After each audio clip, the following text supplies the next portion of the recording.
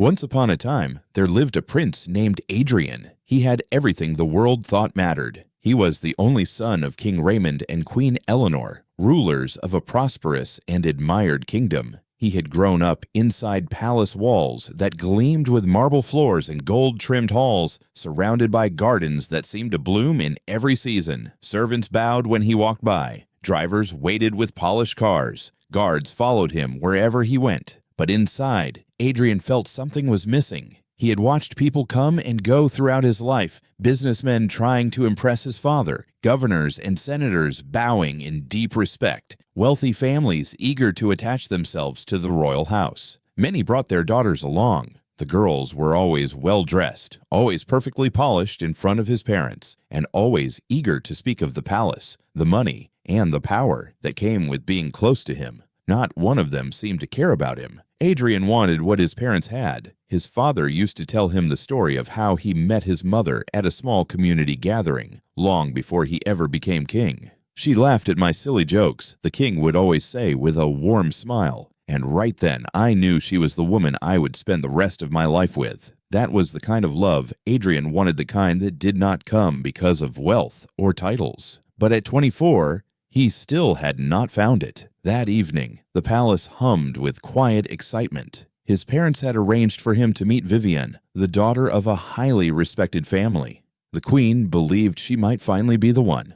"She is smart, beautiful, and from a good home," his mother said, smoothing the sleeve of his jacket. "Give her a chance, my son. Sometimes love begins after respect." Adrian gave a small smile. "I'll try, mother." The restaurant chosen for the dinner was one of the finest in the city, the kind of place where chandeliers sparkled above every table, soft piano music drifted through the air, and waiters wore white gloves. When Adrian arrived, the staff pretended not to recognize him, something he always quietly appreciated. For once, he did not want to be treated like royalty. Vivienne arrived a few minutes later. She was stunning, no doubt about it, tall, elegant, dressed in a flowing gown that shimmered beneath the light. She greeted him with a polished smile and settled gracefully across from him. The evening began well enough. They talked about art, travel, and her studies abroad, but Adrian noticed small things, the way she checked her phone every few minutes, and the way her eyes drifted across the room as though she were searching for someone more important. Then the waiter came. "Good evening," the young man said, his voice slightly nervous. "Would you like still or sparkling water?" "Still is fine," Adrian said kindly. Vivienne barely glanced at the waiter. "Sparkling, and it must be Italian. No ice in the glass. Bring it in a bowl on the side and make sure the lemon is freshly cut. I don't like the ones that have been sitting out." The waiter scribbled quickly. "Of course, ma'am." Adrian gave the boy an encouraging smile, but Vivienne's tone had already left a mark. When the drinks arrived, the waiter bowed slightly. "I'm so sorry, ma'am. We're out of the Italian sparkling, but we have a French brand that is equally—" Vivienne cut him off with a wave of her hand. "Then why did you ask me what I wanted? This is a 5-star restaurant, not a roadside stall." The boy stammered. "I only wanted to be sure of your preference." "And now I'm sure you don't know how to do your job," Vivienne said coldly. "Get me the manager."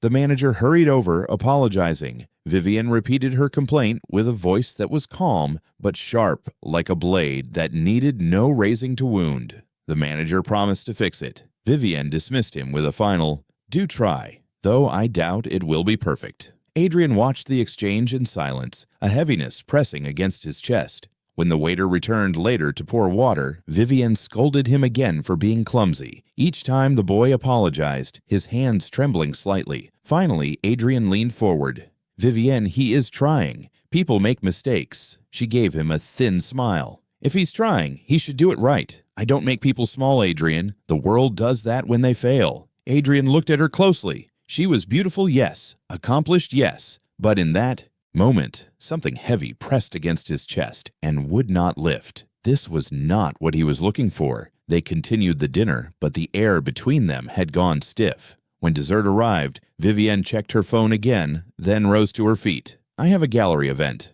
A new artist we're considering for a campaign. I can't miss it. I'll have my driver collect me." Adrian stood out of politeness. "I can take you." "That won't be necessary," she said, adjusting her gown. She kissed the air near his cheek. "Lovely evening." Then she turned to the waiter. Put my bill on his tab. The palace has a corporate account here, doesn't it? Adrian's jaw tightened, but he kept his smile steady.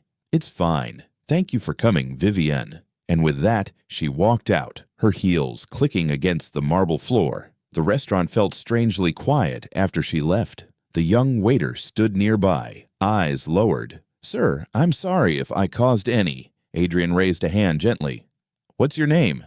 Daniel, sir. You did well tonight, Daniel. Thank you. The boy's eyes widened in surprise.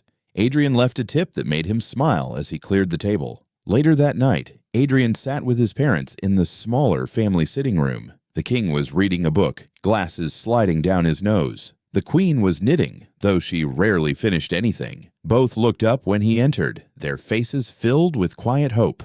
Well, the queen asked. She is beautiful, Adrian said slowly. Accomplished.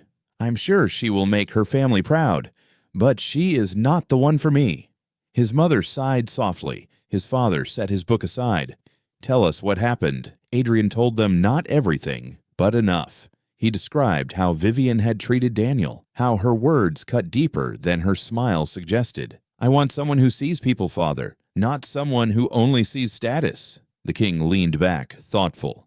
You know, my father tried to arrange my marriage too. But I said no, I wanted a woman who would laugh even at my terrible jokes. That is how I found your mother. The queen smiled. And his jokes are still terrible. They all laughed, but the laughter faded. Adrian grew serious. Father, mother, I want to ask something important. What is it? The king asked. I want to leave the city, Adrian said, just for a while. Tonight made me realize I do not know life outside these palace walls. I have lived inside a circle surrounded by people who see only the prince, never the man. I want to meet people who do not know me. Maybe then I will find what I am looking for. The room went quiet. The queen's eyes softened with worry, but the king nodded slowly. How long? I don't know, Adrian admitted. A month, maybe more. Just long enough to breathe without titles. His father was quiet for a moment. Then, take a number to call us every evening. And take my old fishing hat. It has caught more breakfasts than any crown in this kingdom. Adrian smiled for the first time that day. The faded blue one. The very same, his father said with a grin. That night, Adrian packed a small bag. No royal robes, no jewels, just plain shirts, worn jeans, and the book his mother had given him years ago. He tucked in a photograph of himself at 8 years old, grinning with a fish in his hands, his father's old hat sitting crooked on his head. He stood by his window and looked out at the city, its glittering lights, its endless noise. For years, it had been both his playground and his prison. Tomorrow, he would step beyond it for the first time. Tomorrow, he whispered to himself, we go looking for something real. And for the first time in a long while, Prince Adrian fell asleep with hope instead of emptiness. Chapter 2. The River Town. The next morning, just before sunrise, Prince Adrian left the palace. He wore simple jeans, a plain white shirt, and a baseball cap pulled low over his eyes. A single backpack hung from one shoulder, carrying only a few changes of clothes, some money, and his father's old blue fishing hat. No driver, no guard, no phone filled with palace contacts, only a small private number that connected him directly to his parents. The palace gates closed behind him. For the first time in his life, he was simply a man walking down a road. By mid-afternoon, after hours of travel, he arrived in a small town by the riverside. It was nothing like the capital. The air smelled of water, salt, and wood smoke. Children ran barefoot. Through narrow streets, women bargained loudly in the market, holding woven baskets of tomatoes, onions, and fresh fish. The river stretched wide and silver beneath the sun, dotted with wooden boats that rocked gently on the current. Fishermen were unloading the morning's catch tilapia, catfish, mackerel, calling out prices as buyers gathered around them. Adrian stood at the edge of the dock for a long moment, just watching. Something inside him loosened. This place was not polished or rehearsed. It was raw, loud, alive. A tall fisherman with sun-darkened skin and strong, capable arms noticed him standing there. "You there?" the man called. "You new here?" "Yes," Adrian said, smiling. The man walked closer, squinting. "You look like you've never touched a fishing net in your life." "Not true," Adrian laughed. My father taught me when I was young. We used to go every weekend." The fisherman raised an eyebrow. "Your father, eh? Must have been a patient man. Most young men these days can't sit still long enough to catch a minnow." Adrian chuckled. "I'd like to join you. I want to work here for a while, learn the trade properly." The fisherman studied him carefully. Clothes too clean, hands too soft, but something determined in his eyes. Finally, the man shrugged. "Fine. My name is Marcus. We start at 5 in the morning. Don't be late." The next morning, Adrian woke before dawn in the small lodge he had rented. He pulled on his father's old hat, grabbed his backpack, and made his way down to the river. The fishermen were already there, pulling nets, preparing bait, launching boats into the gray morning water. Marcus waved him over. "Let's see if those soft hands can hold a paddle," Marcus teased. The river was cool and quiet in the early air. Birds skimmed the surface. The sun painted the sky in slow strokes of orange and gold. Adrian rowed with the others, clumsy at first, but learning quickly. His arms ached, his clothes grew wet, but he felt something he had not felt in years: freedom. By noon, they had hauled in enough fish to fill the riverside market. Marcus gave Adrian a small stall and a portion of the catch. "Sell these," Marcus said. "Whatever you earn, you keep.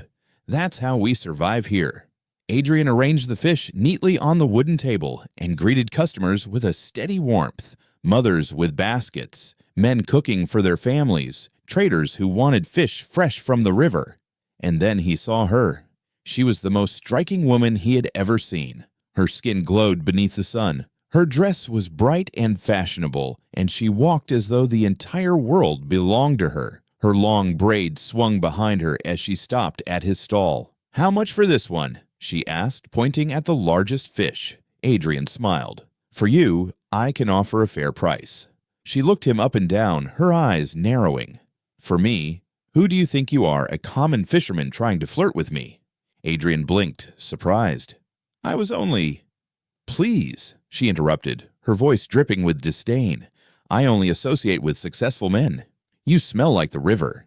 She snatched the fish, tossed a few coins onto the floor without a glance, and walked away. Adrian bent to pick up the money, not angry, only thoughtful. Marcus, who had been watching from a distance, wandered over laughing. "Ah, so you've already met her. Who is she?"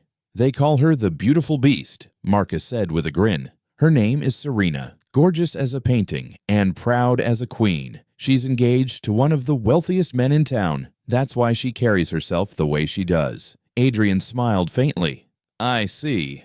He watched Serena's retreating figure. For a brief moment, he had thought she might be special, but beauty without kindness was like a shell without a pearl. Later that afternoon, another young woman came to his stall. She was pretty, with warm eyes and an easy smile. "How much are these?" she asked softly.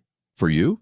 "Half price," Adrian said with a grin. She laughed, and soon they were talking easily about the town, about life on the river. Adrian felt himself relax for the first time that day. Then Marcus called for help. A fisherman's net had hauled in an enormous load and needed extra hands. "Excuse me," Adrian told the girl. "I'll be back in just a moment." "Take your time," she said sweetly. "I'll wait."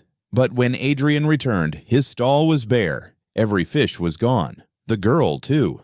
"What happened?" he asked, bewildered. Marcus came over, laughing so hard he nearly dropped a crate. "Don't tell me you left that one alone with your fish." Adrian's eyes went wide. "Thief?"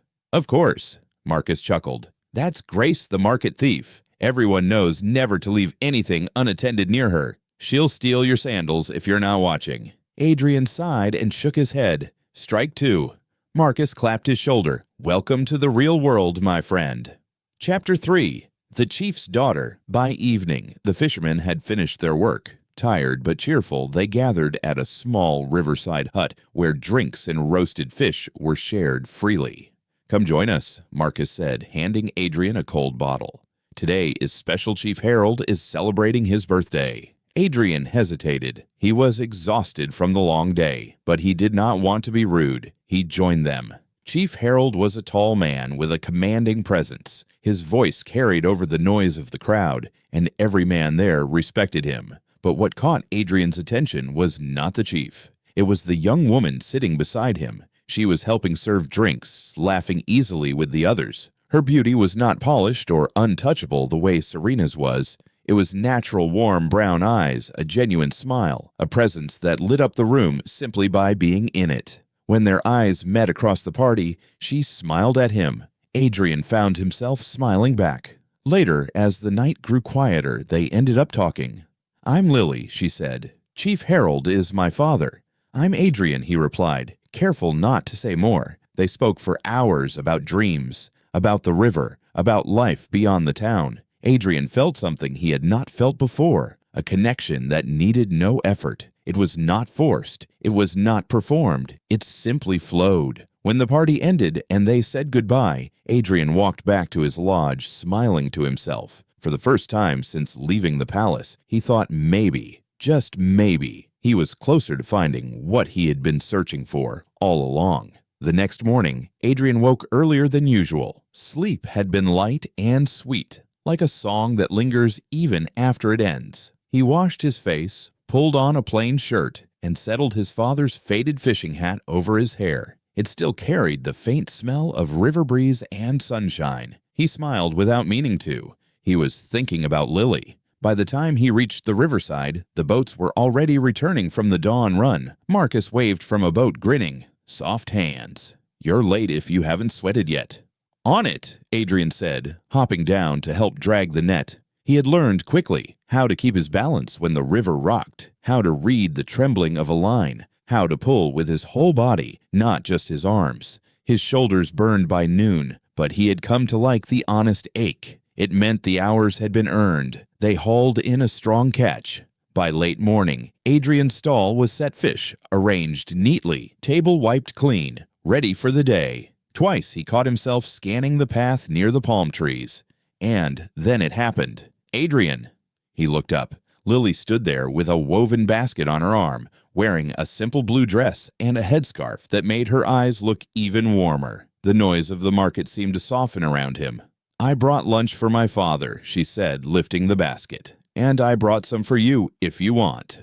"If I want." He tried and failed to suppress a grin. "I've been hungry since breakfast." They found shade near the water and settled on a wooden bench with one wobbly leg. Lily opened the basket jollof rice, fried plantain, pepper sauce, and 2 parcels of grilled fish that smelled like home. Adrian caught himself staring. "My mother taught me," Lily said, half proud, half shy. "She should teach a class," he replied. "I'd be the first to sign up." They ate, and like the night of the chief's birthday, words came easily. She asked about the towns he had seen. He asked about the books she loved. She told him how she sometimes sat by the river with a sketchbook, drawing the boats and the waves. He told her how the city lights looked from a great hill at night, and then realized he had said palace aloud, quickly adding, "You know, the elevated part of town." She didn't seem to notice.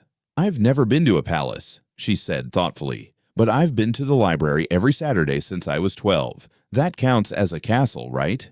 "Better," he said. "Books don't lock you in." She turned that over slowly and nodded. True.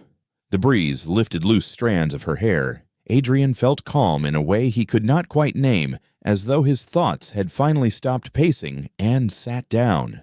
Then a shadow fell across the food. "Lily." They both looked up. Chief Harold stood there, broad-shouldered and stern, his presence like a door swinging shut. Up close, Adrian noticed the deep lines at the corners of the chief's eyes, the marks of sun and hard seasons. This was a man the river respected. "Father," Lily said quickly, setting the basket aside. Adrian stood. "Sir, good afternoon." The chief's gaze moved over him slowly, the plain clothes, the old hat, the hands still too new to the work. His jaw tightened. "Listen carefully," the chief said, his voice low and even. "You will stay away from my daughter. Do you understand?" Adrian held his ground. "With respect, sir." "With respect," the chief echoed, sharper now. "You will keep your distance." "Father, please." Lily stepped forward. "We were only—" "Lily." The chief did not raise his voice, but it landed like a hammer on stone. "I did not break my back and put you through school for you to end up with a poor fisherman who barely knows a net from a rope." Adrian felt the words hit. He also felt the familiar urge to explain himself, to say his real name, to show it like a shield. He swallowed it. "Not here. Not like this. I work hard, Adrian said simply, and I respect your daughter. Then respect my rule, the chief said. A word from me, and you won't sell a single fish on this river. Lily's face flushed with hurt and anger. Father, that isn't fair. What's not fair, the chief answered, eyes fixed on Adrian, is raising a daughter for something better, only for a man with nothing to offer to stand in the way. He turned to Lily and jerked his head toward the path. Home. Her eyes found Adrian's an apology shining there, like a small flame trying to hold against the wind. I'll message you, she whispered, barely moving her lips. Adrian gave the smallest nod. She picked up the basket. The chief took it from her and handed it back without looking. They walked away. The shade felt colder after they left. For a moment, Adrian stood still and let the market return to itself, fish thumping on wood, a woman laughing nearby, a child crying about something small. He sat back down and stared at the last piece of fried plantain. He wanted to be angry. Mostly he was just tired. Tired of people who believed the only kind of worth that counted was the kind you could weigh or price. Marcus wandered over, hands on his hips, reading the air. He blocked the road, didn't he? Big sign, no entry. Adrian clicked his tongue. The chief loves that girl. Love makes men build fences, Marcus said. Fear makes them add barbed wire. What breaks the wire? Adrian asked. Sometimes time, Marcus said. Sometimes a bigger love. He clapped Adrian's shoulder and walked away, leaving him to his thoughts. The afternoon crept along. Work helped, it always does. Adrian sold fish, wrapped paper parcels, laughed with a small boy who kept trying to poke a catfish's whiskers, and took extra care with an old man whose hands trembled as he counted his coins. By closing time, the sting in his chest had dulled to a steady, manageable throb. Back at the lodge, with the ceiling fan turning its slow, stubborn circle overhead, his phone buzzed once. I'm sorry about my father. Adrian exhaled a breath he hadn't realized he'd been holding. It's not your fault, he replied. He wants to protect you. I understand. He was rude. You didn't deserve that. Adrian stared at those words longer than necessary. Thank you. There was a pause. The typing dots blinked, stopped, blinked again. Let me make it up to you. Come with me to the cinema this weekend. My treat. Saturday, 6 p.m. Adrian sat up. He had been on hundreds of arranged outings where the expectation was that he would pay for everything. This felt like the opposite of all of them. You don't have to do that, he wrote. I want to. Please say yes. He smiled into the dim room. Yes, I'll be there. Don't be late, she added. And don't worry, I'll keep it quiet so my father doesn't explode the sun. Adrian laughed out loud, alone, the sound bouncing off the cracked paint on the walls. Deal.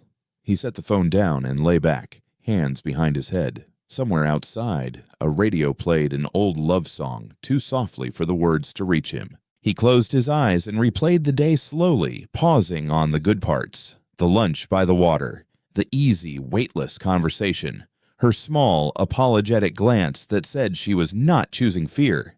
He thought of Chief Harold, too, the hardness in his face, the weight in his voice. Strangely, Adrian did not hate him. He just wished the man could see what Adrian saw, that the future a person deserves is not always the one with the highest price tag. He could have solved it all with a single phone call. One name and every door would have swung wide open, but that would have broken the very thing he was trying to build, something true, something that did not need a title to breathe. So he let the silence be silence and trusted the simple plan on his screen. Saturday, 6 p.m. Cinema. Before sleep took him, he whispered into the dark, "Please let tomorrow be honest." It was not a royal prayer. It was a fisherman's simple, straight, and strong. Outside, the river slid past, keeping time for everyone, and Saturday kept walking toward him. Chapter 4.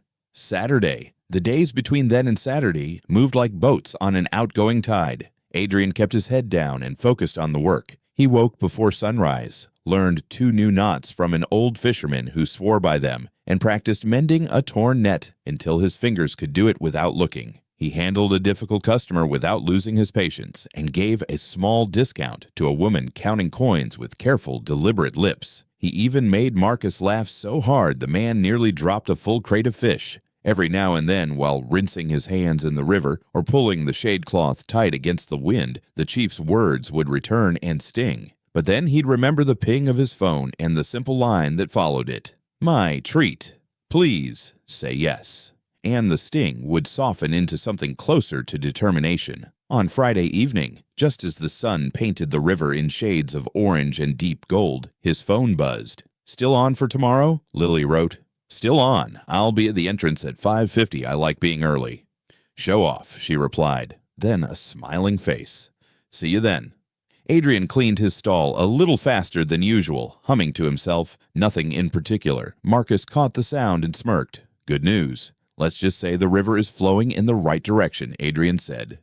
Beware of rocks, Marcus teased, but his eyes were kind. That night, Adrian ironed his cleanest shirt on the wooden desk with a borrowed iron that sputtered steam like an old engine. He polished his shoes until they held a faint shine. He trimmed a stubborn thread on his jeans and practiced a smile in the cracked mirror, not a royal smile, not a prince's posture, just himself. He lay down with the phone on the pillow beside him, set an alarm, and watched the ceiling fan turn its slow windmill circle until sleep took him.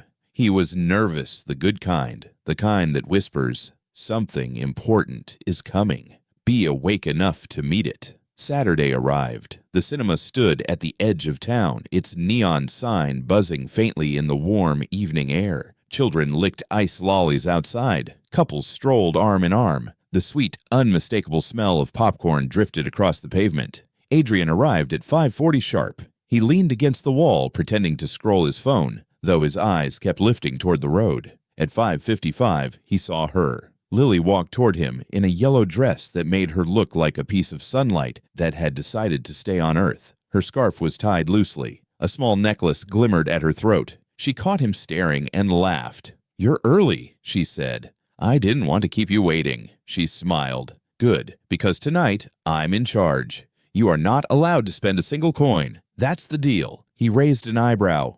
Are you sure? Very, she said, hands on her hips. Don't argue with the captain. He laughed, shaking his head. Lead the way. The cinema lobby buzzed with noise and warmth. At the counter, Adrian reached for his wallet by instinct. Lily swatted his hand away without even looking. My treat, she said firmly. Fine, but let me carry the popcorn. Deal. They chose a romantic comedy. As the lights dimmed, Adrian felt his nervousness dissolve. The film was funny, genuinely so, and Lily's laughter was like music. When a clumsy character on screen slipped on a banana peel, she laughed so hard she leaned against him, clutching her stomach. Adrian found himself laughing too, not only at the film, but at the pure, unguarded joy spilling out of her. It was the most honest thing he had felt in years. Afterward, they walked along the riverside path. The night was warm. The river caught the moonlight and held it in long silver ribbons across the water. Can I ask you something? Lily said. Anything.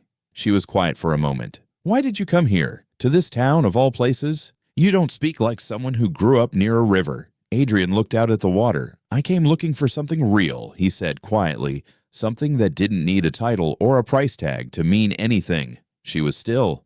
Did you find it? He looked at her. The river light was soft on her face. She was not looking at him like a prince or a prize. She was just looking at him the way you look at someone you are genuinely curious about. I think I might be getting close, he said. She smiled and looked away at the water. Good answer. They stood there for a while longer, saying nothing, which was somehow enough. When they finally said good night, Adrian walked back to his lodge slowly, not wanting the evening to end too soon. He lay in the dark, staring at the ceiling fan, and felt something settle in his chest, quiet and certain and new, not the restless emptiness that had followed him out of the palace. Something entirely different, something that felt like the beginning of an answer. Outside, the river kept moving patient, as it always was, and the night carried on around him, unhurried and whole. Epilogue. Weeks later, Prince Adrian returned to the palace. He did not return the same man who had left. His hands were rougher. His shoulders carried the memory of nets and paddles and honest, earned work. He had laughed more in that riverside town than he had in years inside those gleaming walls. But what he carried most carefully, like something precious wrapped against his chest, was a name, a face, a presence that had asked nothing of him but that he simply be himself. King Raymond and Queen Eleanor were waiting in the family sitting room, the king's book set aside, the queen's knitting forgotten in her lap. "You look different," the queen said softly, studying his face. "I feel different," Adrian said. The king leaned forward. "Did you find what you were looking for?" Adrian was quiet for a moment. Then he smiled the kind of smile that comes not from performance, but from something true.